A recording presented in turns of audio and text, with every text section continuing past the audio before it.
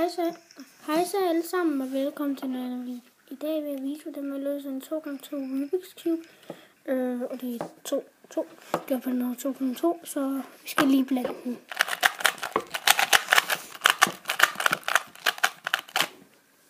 Og så er vores cube blandet. Det første vi skal gøre, det er at løse den. Vi kan se den der dreje 2 gange ned og så op. Jeg skal faktisk gå en gang. Sådan der, sådan der, og sådan der. Hvis I ikke har løst første lag, så skal I lave en algoritme. Det er den første algoritme, som jeg viser jer lige om lidt. Ja.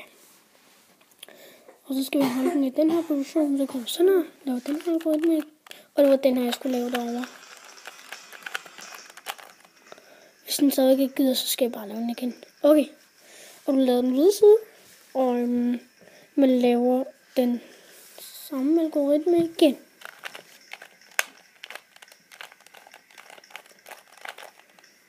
Sådan. Og du laver den gule side. Og så skal den sådan. Så finder du den der. Gør den sådan her.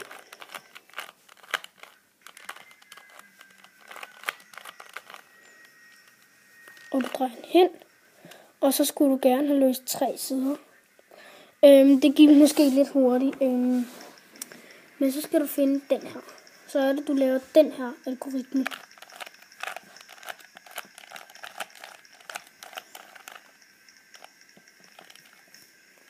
Så drejer man den hen, så er det, vi laver den samme algoritme her.